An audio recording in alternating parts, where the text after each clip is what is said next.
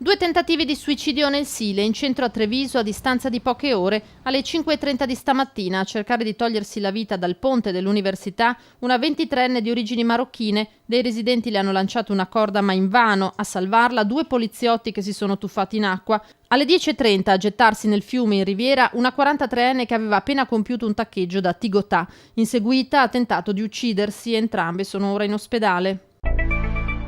Latitante da 2 anni è stato catturato dai carabinieri all'ospedale di Oderzo, dove si è presentato per una frattura a una tibia. In manette è finito un giostraio di 35 anni, su cui pendevano 2 anni e 2 mesi da scontare per i furti in abitazione messi a segno nel 2010 tra Treviso, Venezia, Pordenone e Rovigo. Da inizio mese gli uomini della tenenza di Oderzo avevano intensificato le ricerche, a tradire il fuggitivo l'accesso al pronto soccorso.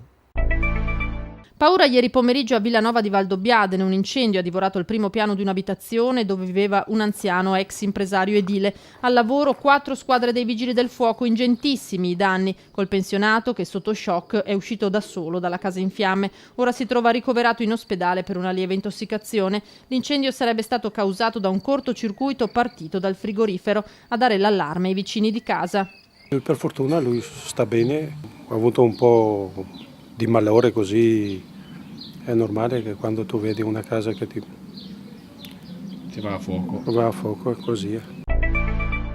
Un 28enne italiano senza fissa dimora, disoccupato e pregiudicato, è stato arrestato dai carabinieri per tentata truffa. Il giovane è stato notato dai militari mentre lungo la provinciale per Revine era fermo a bordo strada a discutere con un anziano. Alla vista dei carabinieri il 28enne ha cercato di defilarsi ma è stato fermato. Stava cercando di raggirare il pensionato con la classica truffa dello specchietto e pretendeva 140 euro per un danno inventato.